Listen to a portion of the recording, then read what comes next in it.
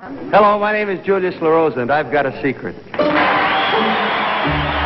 Got a Secret, starring Garry Moore.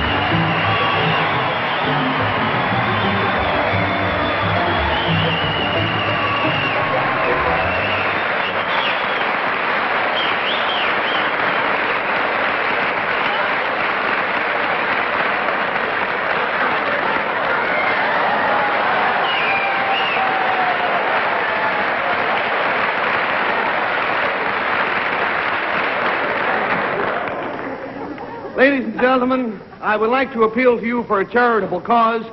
After the show tonight, we're going to take up a collection. We're going to buy a new clock for the satellite room next door. According to the clock in the satellite room, at this moment, it is 25 minutes past. But it was delicious. Good evening, and welcome. And now I'll start, okay? How's it going? Hi, Ben. It is slow, I know it. I was sitting next door, and Bob Anderson, our teleprompter operator, came running in, and I was just getting my coat. I said, hiya, Bob. He said, what do you mean, hi? You're on air. And he's kind of kooky, I thought he was kidding me, So I said, what do you mean on the air? I said, you mean like in 2 minutes? Yeah, take a picture of Bob. There's the hero. There's the man. And he said, no, the picture is on the air right now. Oh, well. Did I miss anything? No. Yeah, it was pretty funny so far. Oh, well, let's go to work, shall we? Have you met the panel? No. Bill Cullen. Hello, Bill. And Bess Myerson. Hi. Hello, and Henry Morgan. Henry, and Betsy Palmer. That's the group.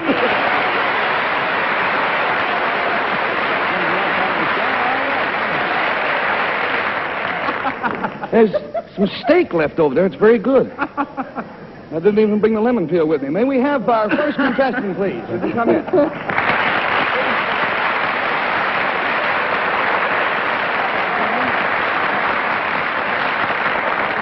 I'm glad you could make it on time. I'm glad, too. Will you tell our panel, please, what your name is and where you're from? I'm Lucille Buckley from New Haven, Connecticut. This is Miss Buckley, and she is a school teacher, as a matter of fact, from West Haven High School in West Haven, Connecticut. These two young gentlemen are two of her students. Will you identify yourselves, please? Chuck Walton. All right, Chuck, will you go first? Chuck Walton. Chuck Walton? Peter Wilson. And Peter Wilson. All right, now they share a secret, which they will at this moment share with our audience at home. Will you whisper to me, please?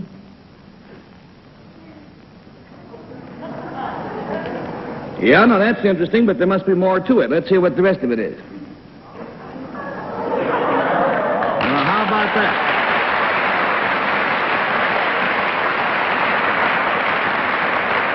Well, the clue concerns something they did, and we might as well start with you, Bill. Well, Gary, before we go, just got this message from the man at the satellite room, and he said, will you stop by after the show and pay your check? I will not until he gets his clock fixed. This thing that you did you do it in concert? Huh? Oh, pretty good. Ensemble. Did you do it together? Yes, the three of them. Is that what that means? Did you do it in the classroom? Yes, we did. Was it a physical thing as opposed to a mental type thing that usually? That'd be a combination of the two, wouldn't it? Both. Both. Miss Buckley, I'm going to go way out or take a long stab now, which you're never supposed to do on a panel show. But you haven't recently, it's ridiculous to think, I've paddled either or both of these two fellows, have you? Have you spanked either of these two men recently? No. All right. I wouldn't want to try, and I'm 39. $20 down, $60 to go. Bess, dear? Did you do this over a long period of time, or did you do it over a long period of time? Not too long. No, rather than, in one day. Not in one day. Was this a test of some kind, an experiment of some kind that was performed in your class? Yes. A scientific experiment? Yes. Did it have anything to do with our rockets of today, in that area of rockets and jets? No. Was there a peculiar odor in the classroom after the experiment? No? No. Oh. Strange question. $40 down, $40 to go. And we go now, please, to Henry Morgan. Yeah, I know. Did it have anything to do with staying awake? Staying awake? No. Did it have anything to do with crowding into a phone booth? Oh, talking about the current college fads. No. No. That is... Is it a mixed class? Are there boys and girls? Yes. Was it something you were doing in front of the class repeatedly? Yes. Now, In other words, the experiment took a period of time, and all of these, or many of the experiments were done in front of the entire group. did the experiment require that they be two young men? Yes. Did the experiment require that they be two young men? You could have done it with, conceivably done with it with one. 1, 3, 2 boys and a girl, anything. $60 down, $20 to go, and we go to Betsy. Well, Gary, you were late tonight, and I am late, like one day, to wish my daddy happy birthday. Oh, Is it all right if I may, though? good, Happy sure birthday, is. Papa. Now, Miss Buckley, back to business. Would it help to know what you teach? My father's birthday is the 3rd of April. I'd like to get it in ahead of time. Happy birthday ahead of time, Bob. Yes, it would. It would. Oh, no, please, no. Well, we've lost it, Betsy. We've How gone old down is your father, $80. by the way? Well, I don't. He's in his 60s, I guess. Mine is going to be 75. Yes. You fellas want to go to the satellite room and talk this over while I continue with the show here? While you're there, fix the Does clock? that have to do with cooking or sewing? No, indeed not. Miss Buckley is a science teacher, and the secret that she shares with her 2 young students is that they discovered a way to hatch Easter chicks in many different colors. Oh,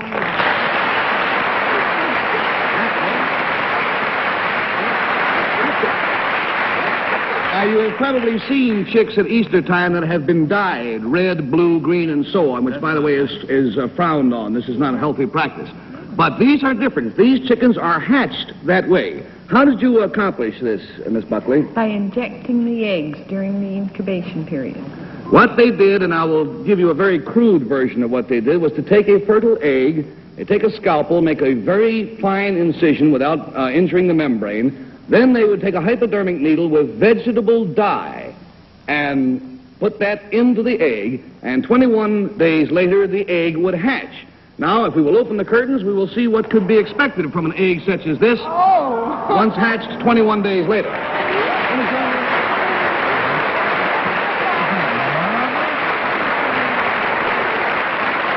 Now, we have here 2 units. This is an incubator with several eggs in it that have been inoculated. There's one little fella in there. You can see him trying to walk around now. He's only about 10 minutes old. Now, and here's one just hatching out over here on this side. He's only halfway out of the egg, and he's going to be chartreuse. Now, that'll show you how it happens and prove to you that they come out, they are born that color. Now, let's see some that are a few days old. And isn't it a shame we don't have color on this particular show? This one is bright red, chartreuse, yellow, brown, and blue. And they're all of them, here. Let's get the red one over here, and get the green one over here, and get the blue one over, no, red, back here, red. Oh, blue is supposed to be back here. That's right. Now, green's over, green, red, where are you going? Red, get back. Well, you get the idea. Now, Miss Buckley, I'd like to ask you this question. How long will they stay that color? Until they get their white feathers. Oh, in other words, when the baby down drops off, then they will be normal chickens. They'll be white, Cornish hens. Now, this in no way... He came out of the egg. The one This in no way... Oh, he's coming right out of the egg right now. Can we get a shot? He was working in the dark. He's working. there. Look, there he is. Can you see him? There he is. Look. He's working hard. The thing we would like to point out is that this in no way injures the chickens. They grow up to be normal chickens and hatch out eggs of their own. One such chicken laid an egg just a week ago, and in 2 weeks from now, Miss Buckley will find out whether or not her offspring will be colored pink, as was the mother as a child. Thank you very, very much for being with us. Thank you so much.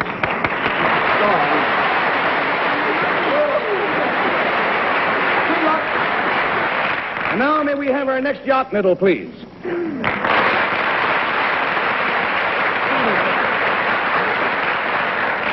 Will you tell our panel, please, what your name is and where you're from? My name is Elmo N. Pickerill, and I live in Mineola, Long Island, New York. This is Mr. Pickerill, and he is from Mineola. Mr. Pickerill, if you will whisper your secret to me, the folks at home are anxious.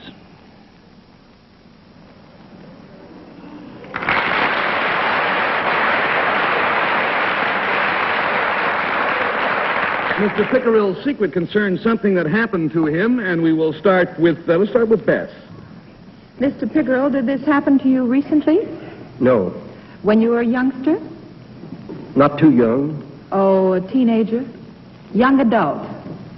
young adult. Mm-hmm. Did it have anything to do with your education, in the educational field while you were going to school? No, Is there another person involved in this? Was there? yes, Just one? no, Many? yes, Would I know these people? I beg your pardon, not many, Two. two. Would I know these people? Would I you know would these you know the people? names of these people? yes. Most I certainly. would. $20 down and $60 to go, and we go to Henry Morgan, please. Are they a married couple today? No, Are they both men? yes, Are they known as a team? yes, Their names are always coupled, yes. In show business, we'll say. no, Oh, no. oh no, Is it a name like Hammaker Schlemmer? Are they in business? not now, Were they? yes, Am I supposed to think of a business that had two men's names connected with it? When we say business, Henry, we do not mean, How do you know what I mean? I'm sorry, well, we don't mean. We don't mean a store or an industry. They were in a business, and I'm not even sure the business was known by their names, was it? I guess it was. Yes. Wasn't. Oh, something like Fairbanks Morse or that kind of, they invented something perhaps? They invented something. Like Yes. the Wright brothers. Yes. I think I got a clue here. I don't know what made you think that. $40 down, $40 to go, and we go to Betsy. Well, Mr. Pickerel, were you present when the Wright brothers took off in their first plane? no, Was it this day, though, that this happened? no, Are you related to the Wright brothers? no, I am not. Did you ever fly with the Wright brothers? Yes, You did? $60 down, $20 to go, and we go to Flyer Bill Cullen. Did you take your first airplane ride with the Wright brothers or one of the Wright brothers? yes, Should I know which one or when? Immaterial.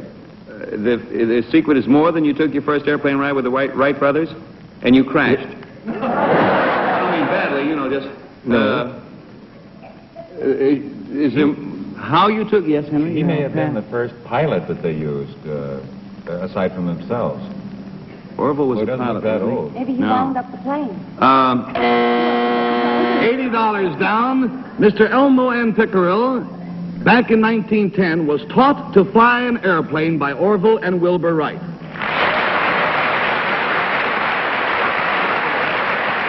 Now, I have here a picture of the kind of plane that he flew in. What is this model, sir? it's a Wright Model B. Model B. Now, will you tell us how you happened to take your flight lessons from the Wright brothers and why you wanted to fly? Well, prior to 1910, nobody knew whether it was possible to send and receive radio signals on an airplane. And being a radio man, I wanted to find out, so I went to the Wright brothers, trying to rent an airplane and the use of a pilot. And I was told that there was no airplane with sufficient power to fly two men and a lot of heavy radio apparatus. And the only solution would be for me to learn to fly so I could do away with the weight of a second man, which I did. And the first flight with radio apparatus was made on August 4th, 1910, when I flew from Mineola to Manhattan Beach, Long Island, and returned. The round trip was 40 miles, and it took me exactly 1 hour to make the trip. 40 miles an hour. Let me say that he worked with Marconi, he worked with Lee DeForest. He is a remarkable gentleman. He became so interested in aviation as a result of this that he commanded the 131st Air Squadron during World War I. He was commanding officer of the Air Force Base at Fort Sill. He was the chief test pilot for RCA for many years and is now involved in starting an air museum in West Hampton, Long Island. So you can see he is a busy gentleman. Sir, thank you for being with us. Here's the money you have won, the Winstons, and above all, our deepest respect. Thank you.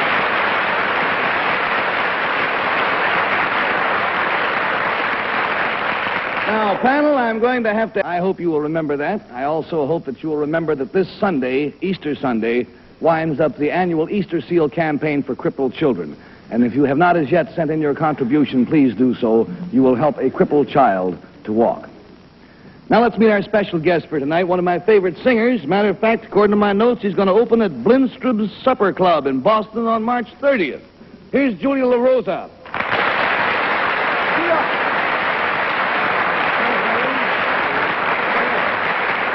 What can I do with these things? Well, wait, we'll just put them down here. What are you doing with these shopping bags? Well, I've been out shopping with my wife. She's been looking for an Easter bonnet. Oh, did she find anything she liked? Yes, but now I'm in the doghouse with her, Gary. What's the problem? Well, she finally picked out a hat. It was made out of straw, and there were a couple of fruit on one side, and then the 2 flowers for good measure, and a band around it. And she liked it, huh? and it looked very well on her, yes. Then what's your problem? Well, it looked like it was such a simple thing to make. I figured, I said, Roy, the next time you buy a hat, let's not go out and buy it. I'll get a couple of things, put them together, and I'll make the hat, and we'll save some money.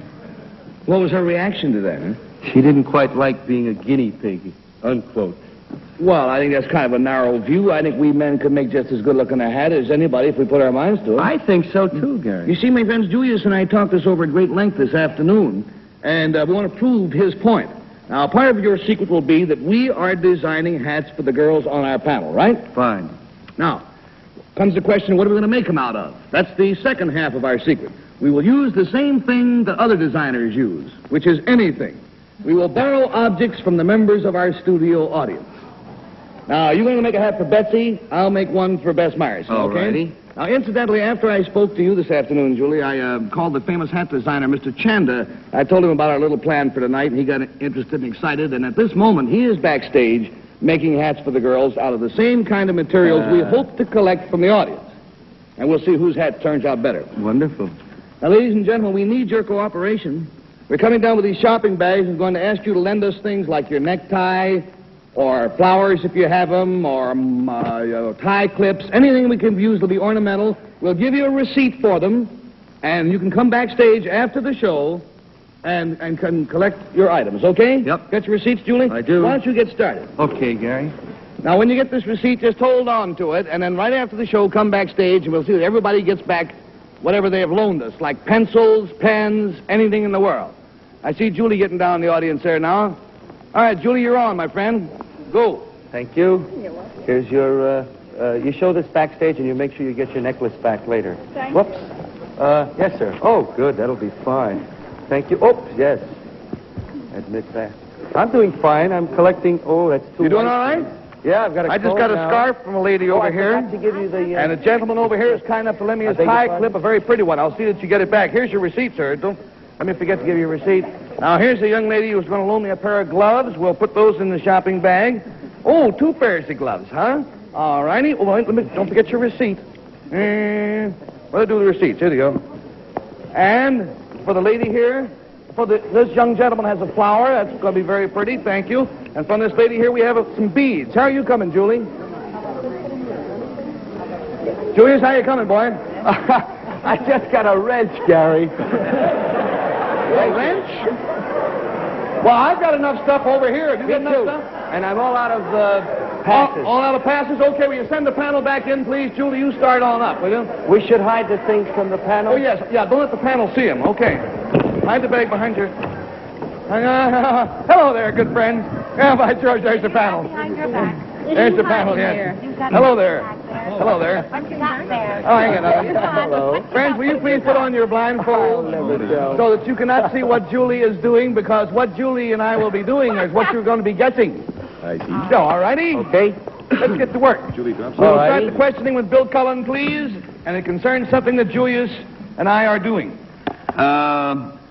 The thing you're doing, does it have anything to do with the time of year? Yes, it does, Bill. Oh, boy. How are you, Julie? I'm fine. How Good. have you been? Incidentally, yes, it is nice to see you all again. It's good to see you. Are you doing something that...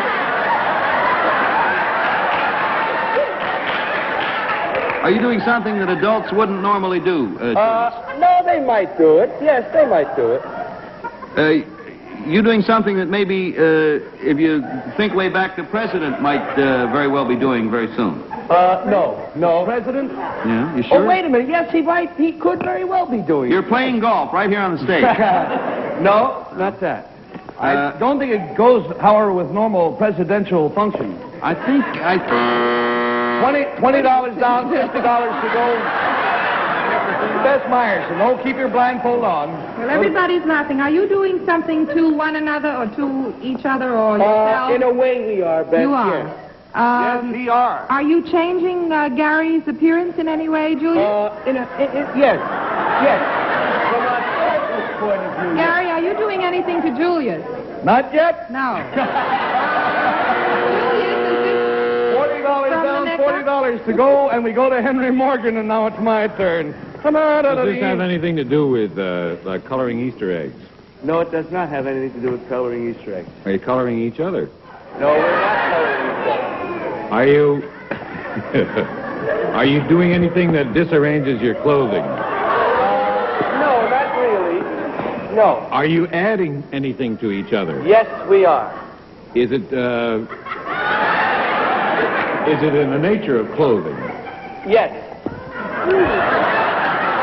Are you making each other up to look like other kinds of things? No, we are not. I mean, you're going to end up Are you going to end up looking like people is what I really want to know. We'll end up looking like ladies, yes. What's the name? $60 down, $20 to go, and we go, please, to Betsy Palmer. You'll end up looking like ladies, Julius? Yes. Is this something from the neck up? Yes. Is this something on top of your heads? Oh, yes. Is this something to do with Easter on top of your head? Yes, it does. Oh, it's got to be hats, my dear. Yes. What are we doing? Are you making hats on one another? Yes, but that's something else. You have pins in your mouth? So? Is Gary wrapped up your mouth? Yes. $80 down, and you may remove your blindfold.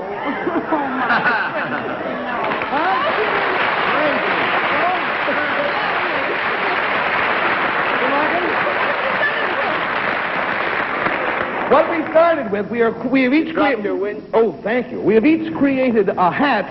Yours, this one is for you, Betsy, and the one I have on is for Beth. Oh, you're charming. And we made these with 2 shopping bags as the base, and we went down and collected the items from the studio audience. Everything here was picked out from the people in the audience. What's that man doing with his pants? His belt's gone.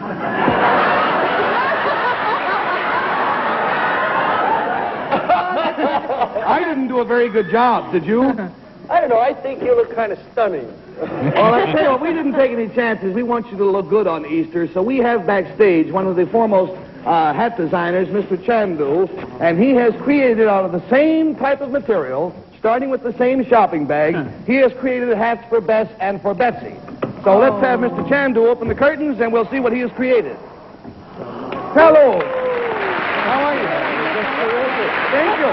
Got a job there. Want to bring this down, please?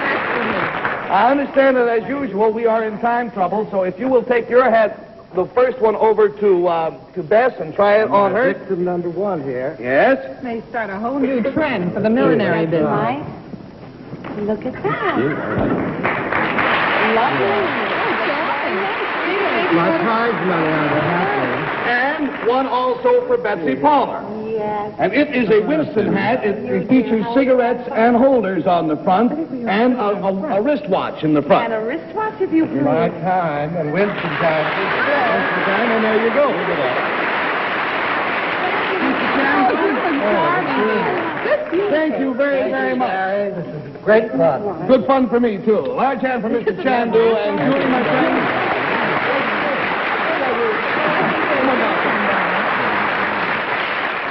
On behalf of Julius LaRosa, on behalf of all of us here tonight, thank you so much for giving us a nice evening. We hope you had fun. Until next week, be very kind to each other, will you? And goodbye out there. This has been a Mark Goodson. Bill. Now stay tuned for the United States Steel Hour, which follows on most of these same stations.